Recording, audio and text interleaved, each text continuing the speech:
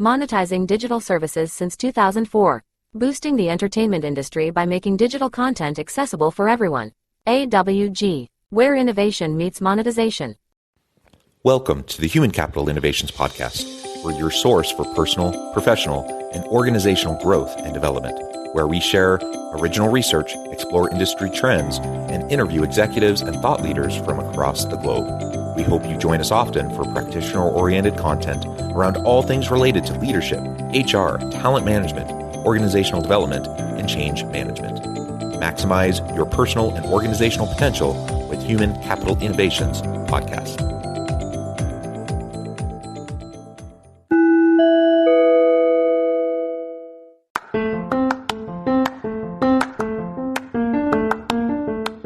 If you enjoy the Human Capital Innovations Podcast, enjoy ad-free listening by going to the Patreon page, and please consider contributing even at the producer or sponsorship level. And please leave a review. Thank you for your support.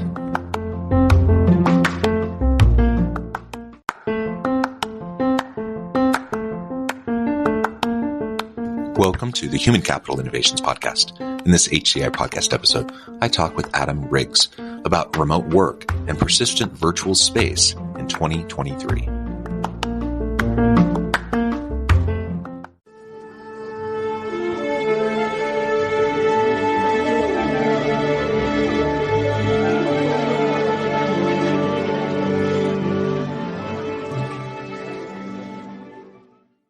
Adam Riggs, welcome to the Human Capital Innovations Podcast. Thank you. Thank you for having me. It is a pleasure to be with you. You're joining us from the Washington, D.C. area. I am south of Salt Lake City in Utah. And today we're going to be talking about remote work and persistent virtual space in 2023 and beyond. I think we all know during the pandemic, so many organizations had to pivot very quickly to virtual and or hybrid work. And many organizations have tried to pull people back into the office since then, but many have really learned to embrace the virtual environment. Many workers want to stay virtual or at least hybrid. And so I think many organizations continue to grapple with this.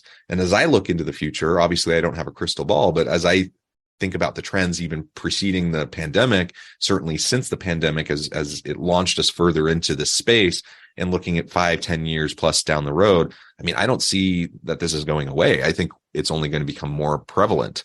So anyways, this is what we're going to be talking about together today and what that looks like and some of the things that your company does in dealing with virtual spaces. As we get started, I wanted to just briefly introduce Adam and then invite Adam to share anything else about himself. Adam Riggs is the former president and CFO of Shutterstock from 2005 to 2010 and current founder and CEO of Frameable. And I would love to hear a little bit more about what Frameable is and what you do. Anything else you would also like to add just by way of your background or personal context before we dive on in? That's fine. Okay, cool. Well, why don't you start with Frameable? Tell us a little bit more about what you're doing there at Frameable, the need that you're in, the gap that you're filling for your clients and customers, and then we'll dive on into talking about virtual work more generally. Absolutely. Thank you for the question. So Frameable exists to improve the way people are able to collaborate, when they're not physically with their colleagues. So, we are here to build software products and deliver products that make it more fun, more engaging, more efficient, with all the texture of in-person interactions, but for the distributed team. We know, we hear a lot the expression remote work and work from home. I think I'm developing a bit of a preference for distributed work as the main term. I think, home is one of the locations that distributed work happens from, but also, a company that has 5 locations that has people at each location that are working closely with one another, they are really engaged in distributed work as well. So we happy to talk about the specific work from home, case, but I think distributed work is bigger than work from home. So we can explore either of those, the bigger one or the smaller one. But what you said about it not going away is absolutely true. All all the data that's available. That's large sample size survey data about the number of full-time workdays that are unfolding from an offsite location. It's went from less than 5% in 2019, spiked up to low 60% during the pandemic, and now it's asymptotically hanging around 30%, and it's not going down. I think that's really the evidence that people just are expecting a different kind of arrangement now with their employers. They want 1 day a week, 2 days a week, 3 days a week of flexibility, and they've shown that they can do their work. Yeah. And that's still the argument that some are making in terms of trying to bring people back to the office, is that they're saying, well, you can't do your work. You can't be as effective. We can't collaborate as well. And those sorts of arguments. But honestly, I'm not seeing it. Like, I feel like that's just a personal preference of maybe senior leadership in an organization who wants people to come back. That's how they like to work. But generally speaking, I don't see the evidence for that. I think most evidence shows that most people have learned how to work quite effectively in a distributed fashion, whether it's at home or in a Sprinter van, parked at the beach, or, whatever kind of scenario we might be thinking about. And more and more employees, more and more workers are just demanding that kind of flexibility and those types of accommodations, at least somewhat, at least in a hybrid fashion, right? Yeah. Well, I might just gently I might just gently disagree with part of what you said. Like, I believe that there are some good reasons to have people physically together, and those are not served by the current remote work stack, we'll say. Like, the software that people use to facilitate their distributed work was never really meant to fully replace the office environment. So I think that when leaders are saying, look, we really want you to come back to the office, or we want you to come back to the office more, they're not necessarily doing that just from a personal preference point of view. I think a lot of them are making a rational decision based on a very incomplete set of resources and possibilities. Like, it is true that certain kinds of work are more easily facilitated. Certain kinds of interactions are more easily facilitated in person. And one of the things about the way most people work remotely is that it's extremely deliberate. So, like, many of the interactions that you have with other people have to start with a very deliberate, a very sort of sometimes dramatic action. I send you a calendar invitation, or I have to do a bunch of typing in a text chat thread, or I send an email, or there are a number of emails back and forth. And a lot of these interactions, if you're in a physical office together, are replaced with, with a back and forth rhythm and a type of back and forth, which is a lot more organic and a lot more natural.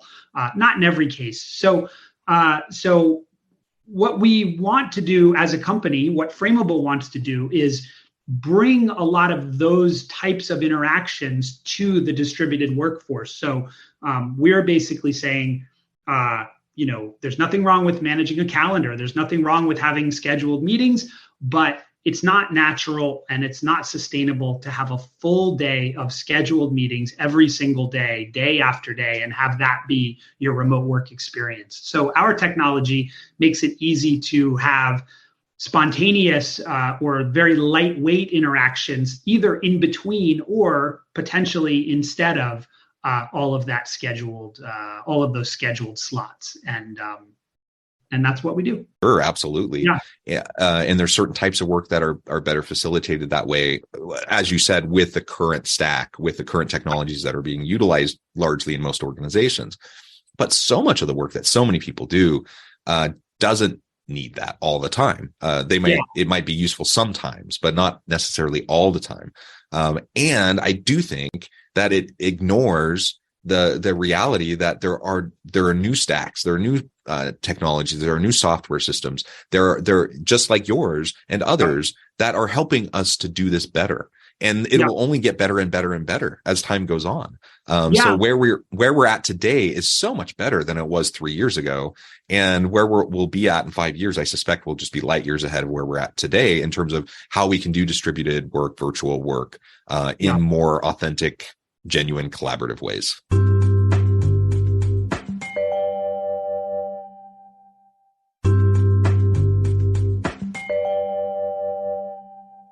Monetizing digital services since 2004. Boosting the entertainment industry by making digital content accessible for everyone. AWG, where innovation meets monetization. Yeah. The pressure from the workforce is unmistakable. The survey data that I've seen recently indicates that people are willing to take a 7-8% pay cut in order to, in other words, they're willing to trade 7 to 8% of their income for a hybrid schedule of 2 or 3 days remote. That might not work for every business, but the point is, it's not just that they want it; they're actually willing to pay for it in a way. And the data is also clear that people are happier. They are more productive if it's done right. The company gets to save on real estate, right size their real estate commitments. If there's an opportunity to do that with the way leases line up, et cetera, that's another bonus, and better results on DEI and inclusion efforts. So there's just a lot to really like about a hybrid approach that's done correctly. I think we will be in a better place in 5 years than we are now. But I think the larger companies in the US, they need to demand this evolution in the product stack. So, there was a time when video boxes like the one I'm using next to other video boxes like the one you're using was a remarkable technical feat. That's not true anymore. I mean, this is old technology. It's wonderful that it works in the browser. It's what we should be asking is, what's the technology out there now? Maybe it can be bolted on to existing tech, or maybe it's, a very lightweight integration or something. But, what's the technology that's out there now, driven by great design, driven by people who are really focused on the right problems that help us take a step forward? Because if the big companies, if they're committed to just the tools they have, what they're going to see over the next few quarters and over the next few years is that they're going to get a reputation for not leaning into this, and they're going to have a tough time competing for talent. Wonderful that it's reliable, but it was not meant to supply the full spectrum of interactions that a physical office supplies. And so the question that the big company, maybe not every company needs to worry about that. Maybe in every industry, there are 1 or 2 companies where their brand is so strong that they can get away with doing less. But I think overall, it's going to be a competitive advantage to lean into it and to really be a smart shopper and to look at the tech that's out there and just try things, low risk things that are going to make a difference for how people can work when they're not physically together. Yeah, I love that. And so the technological piece is super important on all of this, but there's also a skill set, I think a competency set that needs to be developed in managers and leaders at large to be able to better work with distributed teams. Because when you're together physically in person, the old model of just kind of like making the rounds, walking around the office space, kind of just checking in and having those live interactions with people, even in subtle, informal ways, that goes away. Your ability to monitor people, I suppose, in some ways could go up depending on the technology you're using, but we don't want to be Big Brother either. And so it's just like the informal monitoring, that goes away. What do you see as some of the different types of skills or competencies that are needed from effective leaders as we lean further into this distributed and virtual kind of world? Emotional intelligence is going to help in almost every job. The ability to really deeply listen to someone, and also the understanding of how to spot the moments in the calendar or the moments in the schedule where reaching out is going to potentially be well received. I mean, you have to work harder to create those moments, so therefore you need to make even more out of them when they happen. Going back to one of the things you said before the question, though, I think is a good point for us to stay on a minute, which is it's it's not necessarily, I mean, it's not a given that serendipitous interactions cannot be a part of distributed work, and that's part of what our technology explores. And we're not the only people out there who know that there's something more to be done. I think it's going to depend, the success, our success and the success of others, and just overall the evolution of this video software, with video at its core, not required. People aren't necessarily on video all the time, but like the overall evolution of the tool set really depends on the quality of the design and the focus on the problem. If the problem is, how can I monitor? I need to monitor what everybody's doing. If that's how you see the problem, then you're going to come up with solutions like every 5 minutes, I want people to enter a code that says what project they're working on, or, at the end of every day, people aren't allowed to leave unless they write 100 words on what they did, et cetera. So if that's how you see the problem, then certain solutions, maybe others are gonna, possibly appeal to you. If you state the problem differently, then different solutions are going to reveal themselves. If the problem statement is, how can we get distributed team members, how can we get them to enjoy a higher degree of visibility and potentially availability, but not availability all day long, but more visibility and potentially more availability in a non-disruptive way, so that these spontaneous moments, which are often very brief but very important, we can bring those to distributed work. If that's the problem statement, you're going to come up with a whole different set of solutions. So this is why I keep going back to the leadership for the, for the larger consumers of this technology, which is basically everyone now. It's treated as a piece of critical infrastructure. So everyone really is a stakeholder here.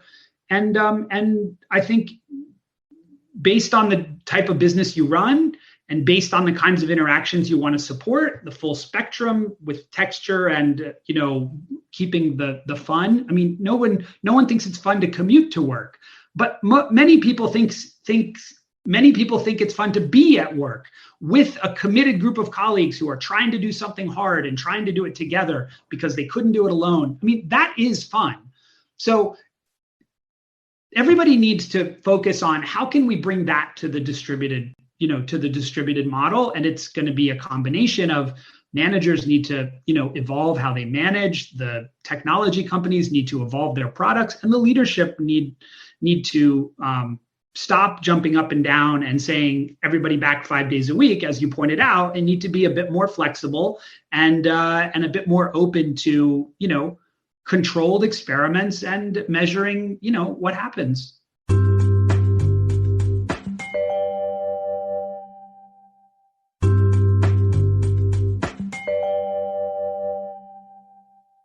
Yeah, I completely agree. And again, it speaks to the combination of the utilization of technologies that can help us facilitate more meaningful, organic types of regular interactions. It also takes a leader who's willing to maybe set aside their old approach. And I get it. Like if you've worked in your industry and you have a long successful career and you've been in leadership for a long time and you have a certain style and you've always done things a certain way, and that involves people being face to face, I get it. That's going to be disruptive for you. It's going to be uncomfortable for you.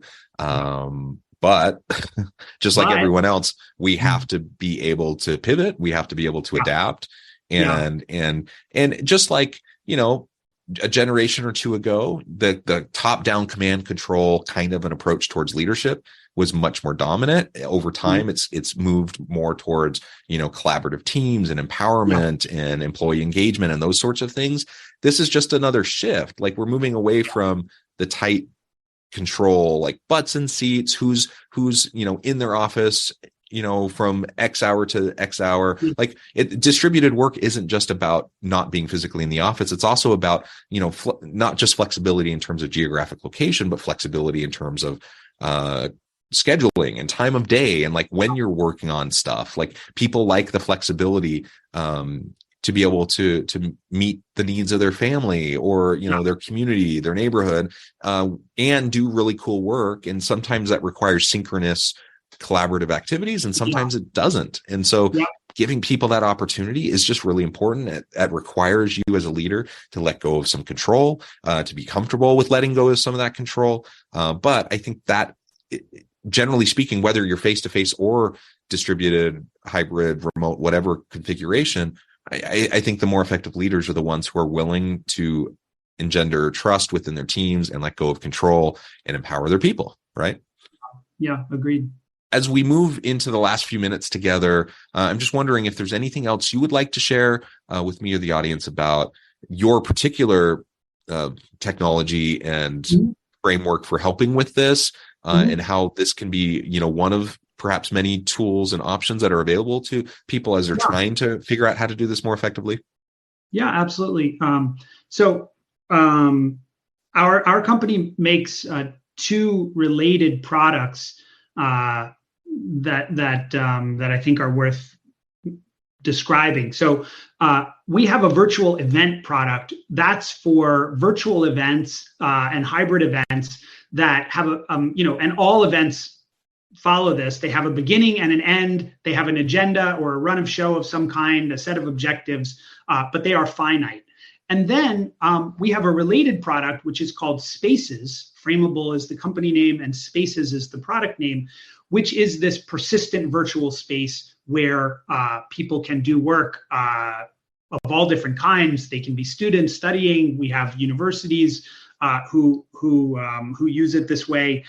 We have businesses that use it this way, for offices. So many different applications. It's not industry specific, but the exciting thing is that it delivers a reliable, beautiful virtual space where it's not driven by an entertainment objective. It doesn't look like a video game at all. I think I wanted to say that because I think a lot of people, when they hear the words virtual office and they think about what they've seen over the last couple of years, a lot of the teams that have tried to bring something like this out have produced something which is very entertaining.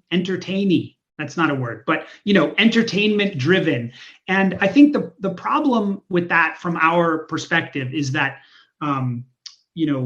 we don't think that it's our goal to create the energy for engagement for our user.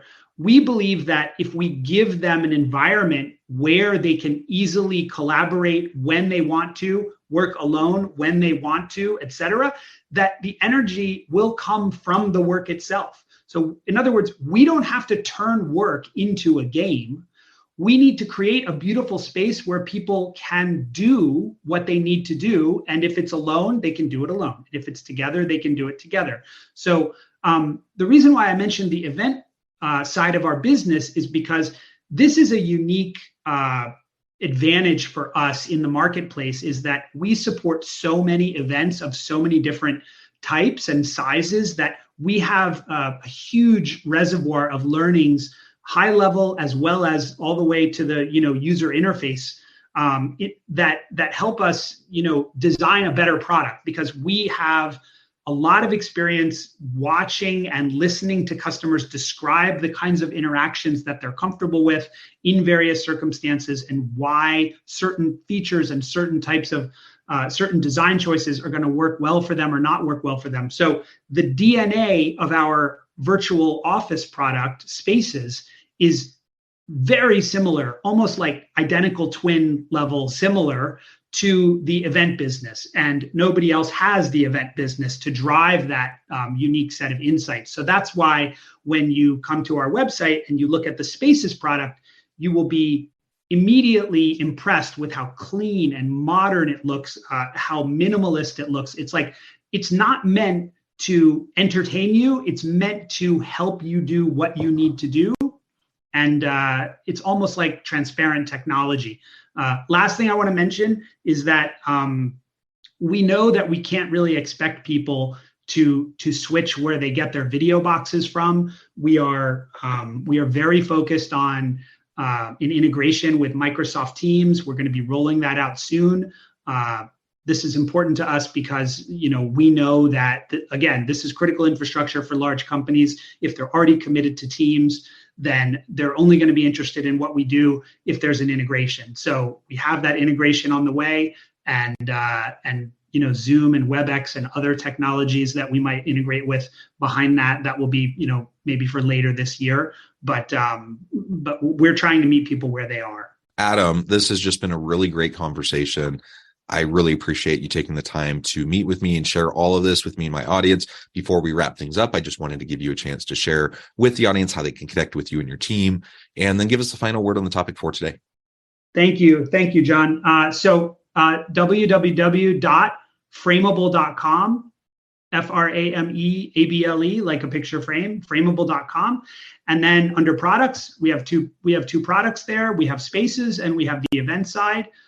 There's plenty of ways to, book a demo or drop us a note. We have social media handles on all the major social media platforms, and we would love to hear from people about what they're loving, what they're missing, and what they need.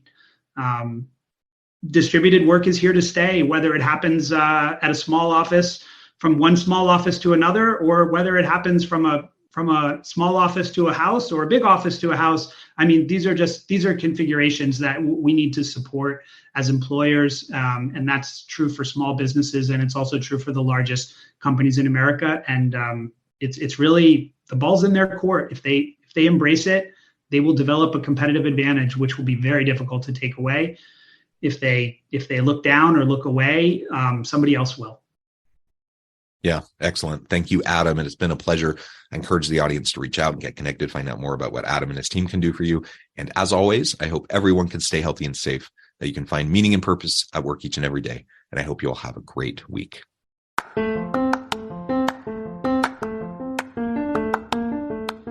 you enjoy the Human Capital Innovations podcast? Enjoy ad-free listening by going to the Patreon page. And please consider contributing even at the producer or sponsorship level. And please leave a review. Thank you for your support.